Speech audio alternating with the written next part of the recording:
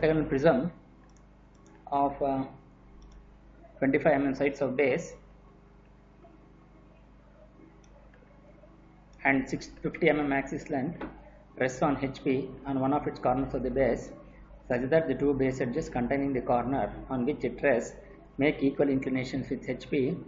Draw the projections of the prism when the axis is inclined to HP at 40 degrees and to VP at 30 degrees. So this is the problem given to you.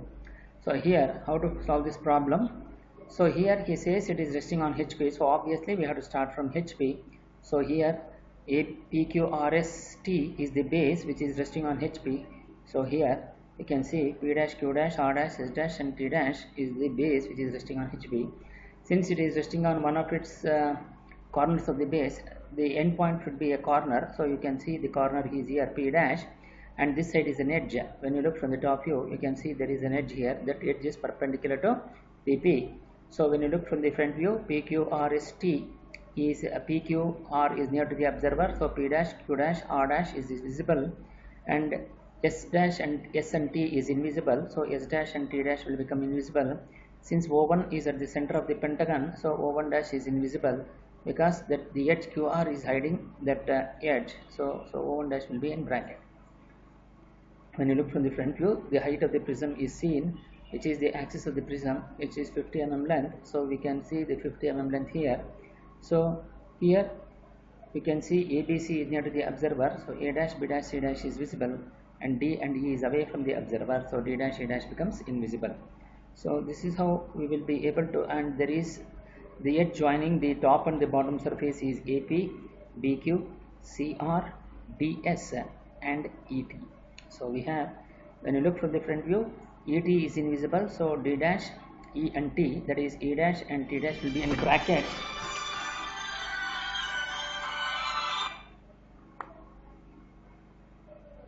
E dash and T dash will be in bracket, and D and E will be in bracket when you look from the front view. So D dash and S dash will be invisible. Similarly, when you look from the front view, O dash is hiding the edge BC, so naturally O dash will become invisible. So similarly, when you look from the top view, ABCDE is near to the observer, so ABCDE is visible, and O is near to the observer, so O is visible, and O1 is away from the observer, so O1 becomes invisible. So the O and O1, which is the axis, will be at the center of the pentagon, so we need to find out the center. So this is how it is going to be placed. So one side is a corner and the other side is an edge. So now coming back to the orthographic view, so here first you have to draw an XY line, and here first you draw a vertical line of height 25 mm. So then by using the protractor you measure an angle of 108 degree, which is the included angle from the point C, from the center C with respect to CD, and then draw an inclined line of 108 degree. Then with C, and similarly with center D, measure an included angle of 108 degree with respect to CD and draw an inclined line. So by using the compass you measure a distance of 25 mm with C as center, cut an arc on this to get this point BQ. Similarly with this as center, cut an arc on this side to get the point ET. So similarly from this center you draw an arc of 25 mm radius and draw an arc. Similarly from BQ, with this as center, cut an arc on the previously drawn arc to get this point AP. Then join A, B, C, D, E and A with a continuous dark line. Now we need to find out the center of the pentagon. To find out the center of the pentagon, you should have an angle bisector. Since it is included angle is 108 degree, so divided by 2 will going to give you 54 degree. So you measure an angle of, from point C, you measure an angle of 54 degree with respect to CD and then draw an inclined line. Similarly from the point C, point D, again you have an included angle of 108 degree. Angular bisector for this is 54 degree. So then from D with respect to CD you draw an inclined line of an angle of 54 degree, and these two lines will going to meet at this point where this will going to be becomes OO, and also you will keep it in bracket O1. Now these two lines has to be thin lines. Then you project all these lines to the base, so you mark them. So here if you look from the front view, ABC is near to the PQR is near to the observer, so P dash, Q dash, R dash is visible, and S and T is away from the observer, so S dash and T dash is invisible.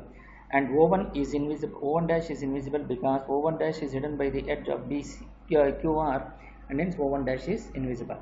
So when you look from the front view, the height of the axis of the prism, which is axis length of 50 mm, it is visible.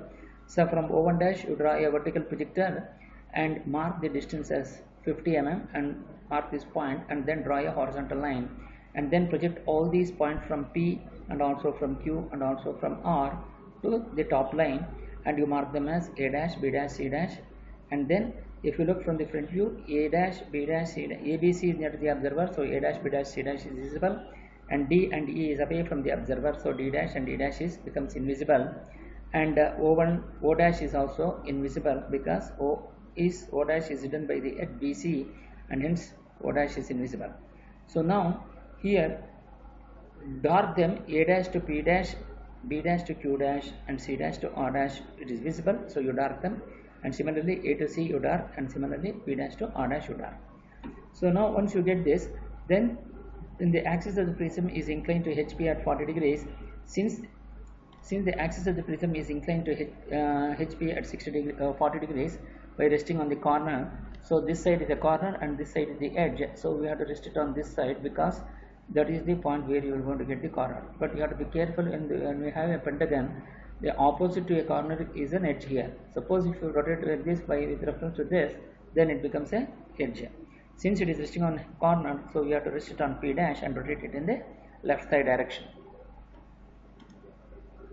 Now, since it is resting on the corner, so here this P dash will going to be on the XY line, and this corner, this edge and the axis both are parallel, so axis is inclined at 40 degrees to HP. So obviously if this edge is made an inclination with respect to HP XY line by 40 degree, then automatically the axis will also be inclined at 40 degrees. And now, so you consider any point here and you mark that point as P dash.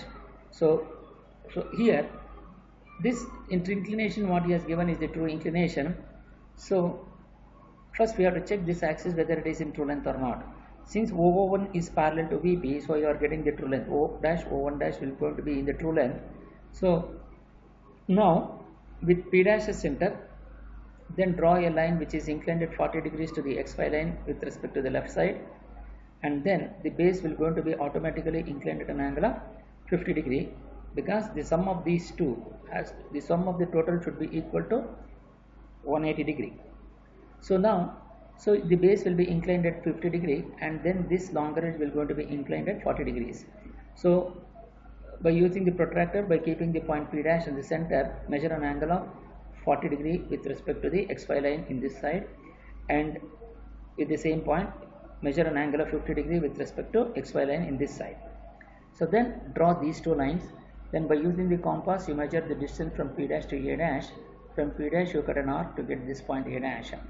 Then similarly from P dash you measure a distance of R dash S dash. From P dash you cut an arc on this side to get this point R dash S dash. Since you have the R dash S dash and this is same as A dash C dash D dash, so with A dash as center, cut an arc on this to get this point C dash D dash.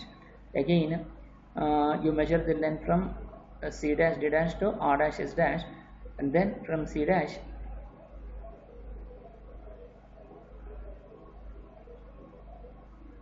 yes.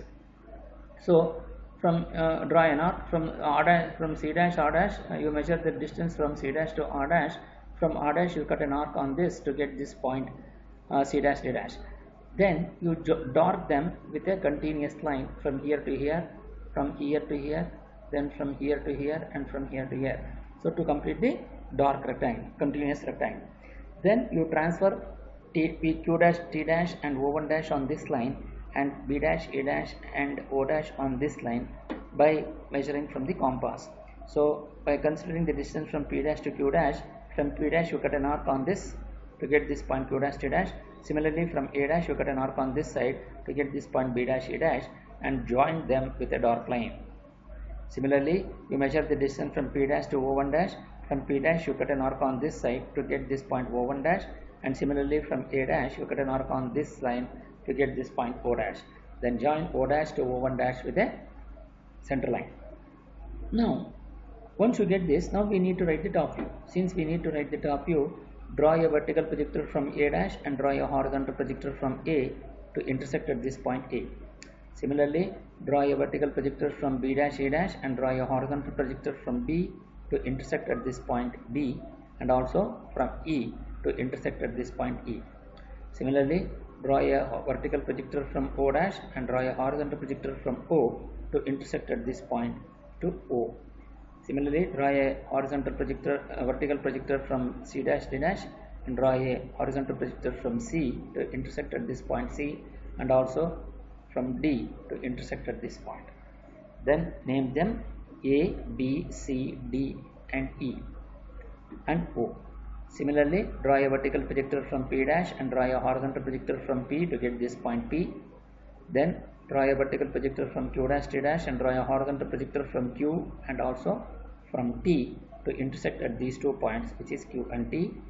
Similarly, draw a horizontal projector from O1 and draw a vertical projector from O1 dash to intersect at this point to O1. Similarly, draw a vertical projector from R dash S dash and draw a horizontal projector from R and S to intersect at R and S. Then name them P, Q, R, S, T and O1.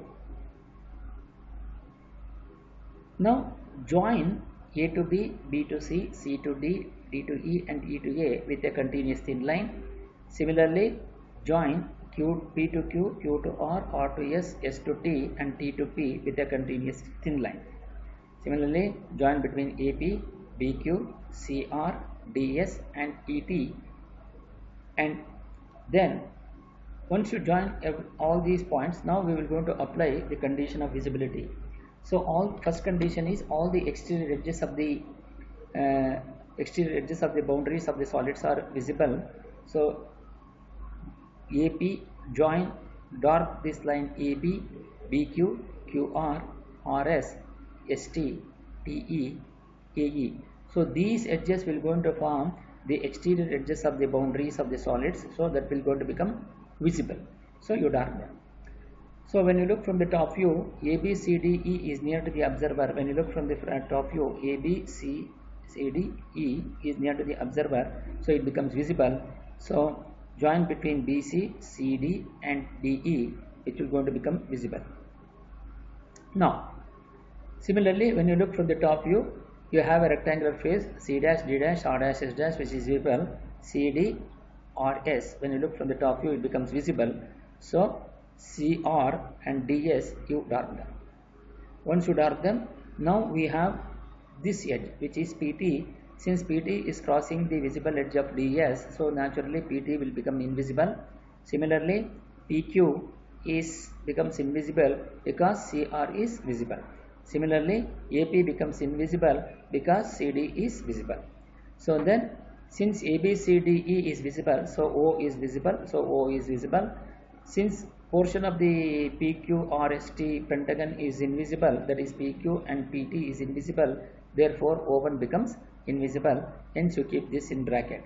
So since from A to P you have the invisible edge, then you make the center line only between P to O1. Okay, so that shows that it is a center mark, that is going to show that it is an axis.